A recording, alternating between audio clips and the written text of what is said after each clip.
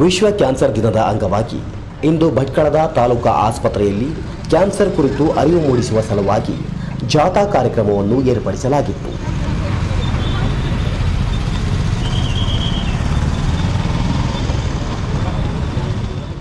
ಜಿಲ್ಲಾಡಳಿತ, ಜಿಲ್ಲಾ ಪಂಚಾಯತ್, ಜಿಲ್ಲಾ ಆರೋಗ್ಯ ಮತ್ತು ಕುಟುಂಬ ಕಲ್ಯಾಣ ಇಲಾಖೆ, ಜಿಲ್ಲಾ ಎನ್ಸಿಡಿ ಘಟಕ, ತಾಲೂಕಾ ಆರೋಗ್ಯಾಧಿಕಾರಿ ಕಚೇರಿ ಭಟ್ಕಳ, ತಾಲೂಕಾ ಆಸ್ಪತ್ರೆ ಭಟ್ಕಳ ಇವರ ಸಹಯೋಗದಲ್ಲಿ ನಡೆದ ಕಾರ್ಯಕ್ರಮದಲ್ಲಿ ಸಚಿವ ಮಂಕಾಳಿ ಎಸ್ ವೈದ್ಯ ಹಾಜರಿದ್ದು ದೀಪ ಬೆಳಗಿಸುವುದರ ಮೂಲಕ ಕಾರ್ಯಕ್ರಮಕ್ಕೆ ಚಾಲನೆ ನೀಡಿದರು.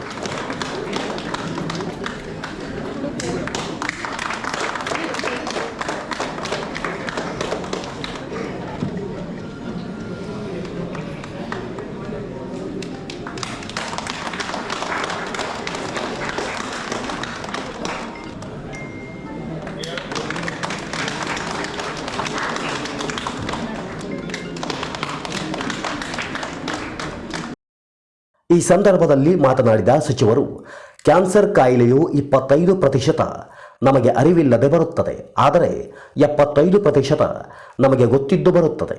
ಅಂದರೆ ನಮಗಿರುವ ದುರಭ್ಯಾಸಗಳಿಂದ, ತಂಬಾಕು ಮುಂತಾದ ಮಾದಕ ವಸ್ತುಗಳ ಸೇವನೆಯಿಂದ ಬರುತ್ತದೆ. ಈ ಮೂಲಕ ಅವರನ್ನೇ ನಂಬಿಕೊಂಡಿರುವ ಜೀವಗಳು ತೊಂದರೆಗೆ ಸಿಲುಕುವಂತಾಗುತ್ತದೆ ಮತ್ತು ತಾಲೂಕಿನಲ್ಲಿ 3% ಕ್ಯಾನ್ಸರ್ ಪೀಡಿತರಿದ್ದಾರೆ. ಮುಂಬರುವ ದಿನಗಳಲ್ಲಿ ಪ್ರತಿ ಜಿಲ್ಲೆಯಲ್ಲಿಯೂ ಕ್ಯಾನ್ಸರ್ ಆಸ್ಪತ್ರೆ ಮಾಡುವ ಯೋಚನೆಗಳಿವೆ ಎಂದರು. ನಮಗೆ ಕ್ಯಾನ್ಸರ್ ಒಂದು 25% ಗೊತ್ತಿಲ್ಲದೆ ಬಂದ್ಬಿಡ್ತದೆ, ಯಾರಿಗೂ ಬರ್ಬೋದು. ಮತ್ತೆ 75% ನಮಗೆ ಗೊತ್ತಿದ್ದು ಬರ್ತದೆ. ನಮ್ಗೆ ಗೊತ್ತಿರ್ತದೆ ಇದು ಮಾಡಿದರೆ ಮುಂದೊಂದು ದಿನ ಕ್ಯಾನ್ಸರ್ ಬರ್ತದೆ. ನಾನು ಏನು ಅಂತ ಹೇಳೋದಿಲ್ಲ, ಎಲ್ಲರಿಗೂ ಗೊತ್ತಿದೆ ಅಂತೇಳಿ ಅನ್ನಿಸ್ತದೆ. ಹೇಳಿ ಅಂದರೆ ಹೇಳ್ಬಿಡ್ತೀನಿ, ನನಗೇನು ಹಾಗೇನಿಲ್ಲ. ಗೊತ್ತಿದ್ದು ಅದನ್ನು ತಿಂದು ಅದನ್ನು ಕುಡಿದು ಅದರಿಂದನೇ ಕ್ಯಾನ್ಸರ್ ಬಂದು ಅವರನ್ನು ನಂಬಿಕೊಂಡಿದ್ದಂಥ ಮಕ್ಕಳು ಅಥವಾ ಸಂಬಂಧಪಟ್ಟಂಥವರು ಅವ್ರಿಗೆ ತೊಂದರೆ ಕೊಟ್ಟಂಗಾಗ್ತದೆ. ಹಾಗಾಗಿ ಇವತ್ತೇ ನಾನು ಯೋಚನೆ ಮಾಡಿದ್ದು, ಡಾಕ್ಟರ್ ಆಯ್ಕೆ ಮಾಡಿದ್ದು ಎಲ್ಲ ವಿದ್ಯಾರ್ಥಿಗಳಿಗೆ ಯಾಕೆ ಇಟ್ಕೊಂಡಾರೆ ಅಂತ ಹೇಳಿದ್ರೆ, ನಿಮ್ಮಿಂದ ಶುರುವಾಗಬೇಕು. ನಿಮ್ಮಿಂದ ಶುರುವಾದರೆ ಮಾತ್ರ ಇದನ್ನು ಸಂಪೂರ್ಣವಾಗಿ ಸರಿ ಮಾಡಲಿಕ್ಕೆ ಸಾಧ್ಯ ಉಂಟು. ಈಗ ನಮ್ಮಿಂದ ಶುರು ಮಾಡಿದ್ರೆ ಆಗೋದಿಲ್ಲ. ನಾವೇನೋ ಹೇಳ್ತಾರೆ, ರಾಜಕೀಯವಾಗಿ ಹೇಳ್ತಾರೆ ಅಂದ್ರೂ, ಅಥವಾ ಬೇರೆ ಯಾರೋ ಹೇಳಿದ್ರೆ ಓ ಇವರೇನು ಒಳ್ಳೆಯವರು, ಇವ್ರಿಗೆ ಯಾವ ಹೆಬಿಟ್ ಇಲ್ಲ ಹೇಳ್ತಾರೆ ಅಂತ ತಿಳ್ಕೊತಾರೆ. ನೀವು ಹಾಗಲ್ಲ, ನಿಮ್ಗೇನು ಅಂತ ಗೊತ್ತಿಲ್ಲ, ಆದರೆ ನೀವು ತಿಳ್ಕೊಳ್ತೀರಿ ಈಗ, ಅಥವಾ ತಿಳ್ಕೊಂಡಿದ್ರಿ, ಈಗ ನೀವು ಇದನ್ನು ಸರಿ ಮಾಡಲಿಕ್ಕೆ ಸಾಧ್ಯ ಉಂಟು. ಹಾಗಾಗಿ ಪತ್ರಿಕೆಯವರ ಹತ್ರ ವಿನಂತಿ ಮಾಡಿಕೊಳ್ತೇನೆ, ಇವತ್ತು ಏನು ಈ ದೇಶದಲ್ಲಿ ಆಗ್ಬೋದು, ರಾಜ್ಯದಲ್ಲಿ ಆಗ್ಬೋದು, ಬೇಡ ನನ್ನ ತಾಲೂಕಿನೆಲ್ಲ ತಗೊಂಡ್ರು ಹೆಚ್ಚು ಕಡಿಮೆ 3% ಕ್ಯಾನ್ಸರ್ ಪೇಷಂಟ್ ಇದ್ದಾರೆ. ನಾನು ತಿಳ್ಕೊಂಡು 3% ಅಂದರೆ ನಮ್ಮ ತಾಲೂಕಲ್ಲಿ 2 ಲಕ್ಷ ಜನ ಇದ್ದಾರೆ. ಅಂದರೆ 6,000 ಜನಕ್ಕೆ ಕ್ಯಾನ್ಸರ್ ಇದೆ. ಅದರಲ್ಲಿ 5,900 ಜನಕ್ಕೆ ಕ್ಯಾನ್ಸರ್ ಇದ್ದಿದ್ದು ಗೊತ್ತಿದ್ದು ಮಾಡಬಾರ್ದು ಮಾಡಿಕೊಂಡು ಕ್ಯಾನ್ಸರ್ ರೋಗವನ್ನು ತಗೊಂಡಿದ್ದು. 3 ಜನ ಅಕಸ್ಮಾತ್, ಅದು ನಾವು ಕೆಲವು ಸಂದರ್ಭದಲ್ಲಿ ಹೇಳ್ತಾರೆ ದೇವ್ರು ಕೊಟ್ಬಿಡೋದು. ಈಗ ಅಮ್ಮ ಇದ್ದಾರೆ ನೋಡಿ, ಅವ್ರಿಗೆ ಯಾಕೆ ಗುಣ ಆಯಿತು ಅದು ಹೇಳ್ಬಿಡ್ತೀನಿ. ಇದು ಕ್ಯಾನ್ಸರ್ ಅಕಸ್ಮಾತ್ ಆಗಿ ಅಥವಾ ಯಾವುದೋ ಒಂದು ಮಿಸ್ಟೇಕಲ್ಲಿ ಆದದಕ್ಕೆ ಗುಣ ಆಗ್ತದೆ. ನಾವೇನು ಬೇಡಾದ ತಿಂದ್ಕೊಂಡು ಬೇಡಾದ ಮಾಡಿಕೊಂಡು ಕಾಯಿಲೆಯನ್ನು ನಾವೇ ಪರ್ಚೇಸ್ ಮಾಡ್ದಂಗೆ ದುಡ್ಡು ಕೊಟ್ಕೊಂಡು ರೋಗ ತಗೊಳ್ತಾರಲ್ಲ, ಅದು ಗುಣ ಆಗೋದಿಲ್ಲ. ಇದು ಭಾಳ ಮುಖ್ಯವಾಗುತ್ತೆ. ಮತ್ತು ಅವರು ಏನು ಯಾಕೆ ಅವರನ್ನು ಕರೆದಿದ್ದಾರೆ ಇವತ್ತೇ, ಕ್ಯಾನ್ಸರ್ ಅಂದರೆ ಏನು ಹೆದರುವಂಥದ್ದು ಏನಿಲ್ಲ, ಗುಣಪಡಿಸ್ಬೋದು, ಸುರಕ್ಷಿತವಾಗಿ ಉಳಿಬೋದು. ಒಬ್ಬರಿಂದ ಒಬ್ಬರಿಗೆ ಹರಡು ಕಾಯಿಲೆನೂ ಅಲ್ಲ ಅದು. ಅದನ್ನು ಜಾಗೃತಿ ಮೂಡಿಸ್ಲಿಕ್ಕೆ ಅವರನ್ನು ಕರ್ಕೊಂಡು ಬಂದರೆ ಬಿಟ್ಟರೆ, ನಾವು ಬೇಡದ್ದು ಮಾಡಿಕೊಂಡು ನಮಗೆ ಕ್ಯಾನ್ಸರ್ ಕಾಯಿಲೆ ಬಂತು ಅಂದರೆ ಗುಣ ಆಗ್ತದೆ ಅಂತ ತಿಳ್ಕೊಳ್ಬೇಡಿ ಯಾರು. ಅದು ಗುಣ ಆಗೋದಿಲ್ಲ. ಅಕಸ್ಮಾತಾಗಿ ಬಂದಿರ್ತದೆ, ಏನೋ ಗೊತ್ತಿಲ್ಲದೆ, ಅಥವಾ ಏನೋ ಫುಡ್ಡಲ್ಲಿ ಮಿಸ್ಟೇಕ್ ಇರ್ಬೋದು, ಅಥವಾ ಏನೋ ಒಂದು ಕಾರಣದಿಂದ ಬಂದಿರ್ತದೆ, ಅದು ಗುಣಪಡಿಸಲಿಕ್ಕೂ ಆಗ್ತದೆ. ನಾವಾಗೆ ದುಡ್ಡು ಕೊಟ್ಕೊಂಡು ಕ್ಯಾನ್ಸರ್ ಕಾಯಿಲೆ ತಗೊಳ್ಳೋದಿದೆಲ್ಲ ಅದು ಗುಣಪಡಿಸೋದು ಕಷ್ಟ. ಅದು ಗುಣಪಡಿಸೋಕೆ ಆಗ್ತದೆ. ಅದು ಮತ್ತೆ ನೀವು ತಪ್ಪು ತಿಳ್ಕೊಂಬೇಡಿ, ಓ ಕ್ಯಾನ್ಸರ್ ಬಂದ್ಗಳಿಗಿಲ್ಲ ಮುಗಿದೋಯ್ತು ಅಂತ ತಿಳ್ಕೊಳ್ಬೇಡಿ. ಅದು ಆಗ್ತದೆ, ಅದಕ್ಕೆ ಕಷ್ಟಪಡಬೇಕಾಗ್ತದೆ ಭಾಳ. ಯಾಕೆಂದ್ರೆ ನೀವೇ ಮಾಡ್ಕೊಂಡಿದ್ವಿ. ಕ್ಯಾನ್ಸರ್ ತನ್ನಷ್ಟಿಗೆ ಬರೋದು ಭಾಳ ಕಡಿಮೆ. ಅವ್ನು ಏನು ಟೈಮ್ ಸರಿ ಇಲ್ಲ ಅಥವಾ ಏನಾದರೂ ಹೇಳ್ತಾರಲ್ಲ ಅಂಥದ್ದು, ಅಥವಾ ಏನೋ ಒಂದು ಫುಡ್ಡಿಂದನೋ ಅಥವಾ ಏನಾದರೂ ಬರ್ತದೆ. ಕೆಲವು ಕಡೆ ಸರ್ಕಾರದಿಂದನೇ ಕ್ಯಾನ್ಸರ್ ಆಸ್ಪತ್ರೆ ಪ್ರತಿಯೊಂದು ಜಿಲ್ಲೆಗೂ ಮಾಡಬೇಕು ಅಂದೇಳಿ ಯೋಚನೆ ಮಾಡ್ತಾ ಇದ್ದೇವೆ. ನಾವು ನಮ್ಮ ಜಿಲ್ಲೆಗೂ ಬೇಕು ಅಂದೇಳಿ ಯೋಚನೆ ಮಾಡ್ತಾ ಇದ್ದೇವೆ. ಯಾಕೆಂದರೆ ಹಣ ಇದ್ದವರು ಬದುಕಲಿಕ್ಕೆ ಸಾಧ್ಯ ಆಗ್ತದೆ, ಹಣ ಇಲ್ಲದೆ ಇದ್ರೆ ಭಾಳ ಕಷ್ಟ ಆಗ್ತದೆ. ಅಂಥ ಸಂದರ್ಭದಲ್ಲಿ ನಾವು ನಿಲ್ತೇವೆ, ನಿಮ್ಮ ಪರವಾಗಿ ನಿಮ್ಮ ಜೊತೆ ಇದ್ದೇವೆ ನಾವು. ಕ್ಯಾನ್ಸರ್ ಗೆದ್ದು ಬಂದ ಮಹಿಳೆಯೋರ್ವರು ಮಾತನಾಡಿ, ನಾವು ಕುಟುಂಬದಲ್ಲಿ ಮಾಡುವ ಹುಟ್ಟು ಹಬ್ಬದಂತಹ ಆಚರಣೆಗೆ ಬಹಳಷ್ಟು ಹಣವನ್ನು ಹಾಳು ಮಾಡುತ್ತೇವೆ.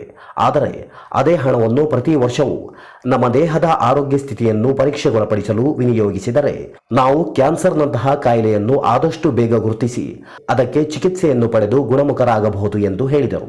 ಕ್ಯಾನ್ಸರ್ ಹ್ಯಾಗೆ ಬರುತ್ತೆ ಅದು ಗೊತ್ತಾಗೋದೇ ಇಲ್ಲ.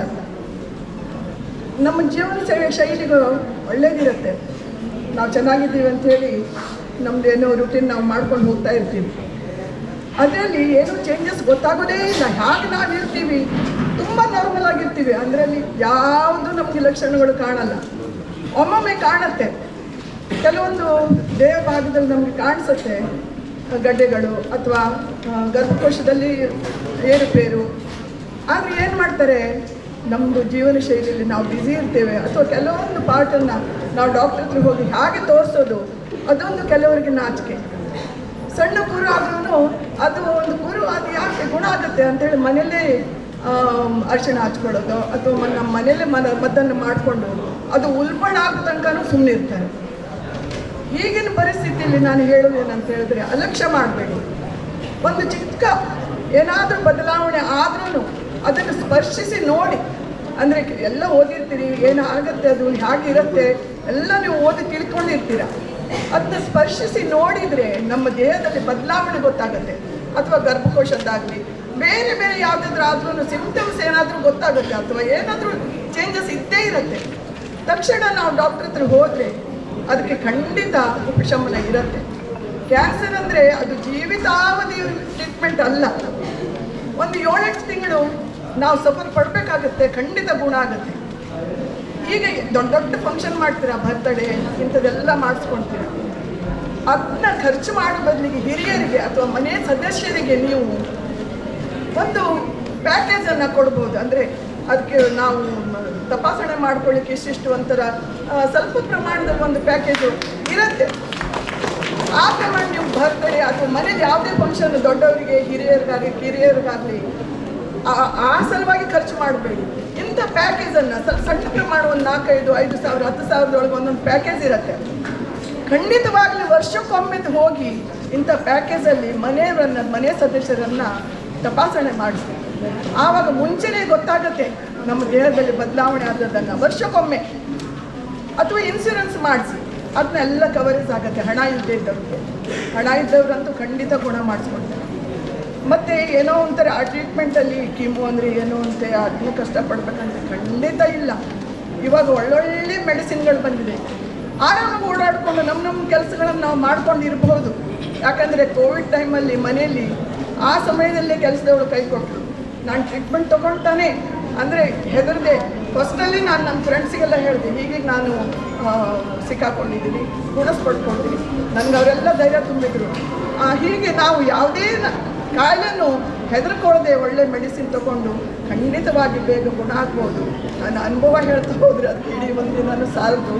ಈಗ ಸರ್ ಎಲ್ಲ ಹೇಳಿದಾಗೆ ಯಾವುದೇ ಕಾರಣ ಯಾರಿಗೂ ಇರಲಿ ಇದ್ರ ಬಗ್ಗೆ ನೀವು ಅರಿವು ಮೂಡಿಸಿ ಒಳ್ಳೆ ಡಾಕ್ಟ್ರನ್ನ ಭೇಟಿ ಮಾಡಿಸಿ ಅವರನ್ನು ಬೇಗ ಗುಣಪಡಿಸ್ಬೋದು ಅಂತ ಹೇಳಿ ಈ ಸಂದರ್ಭದಲ್ಲಿ ತಾಲೂಕಾ ಆರೋಗ್ಯಾಧಿಕಾರಿ ಡಾಕ್ಟರ್ ಸವಿತಾ ಕಾಮತ್, ಜಿಲ್ಲಾ ಸರ್ವೇಕ್ಷಣಾ ಅಧಿಕಾರಿ ಡಾಕ್ಟರ್ ಅರ್ಚನಾ ಮತ್ತಿತರರು ಹಾಜರಿದ್ದರು.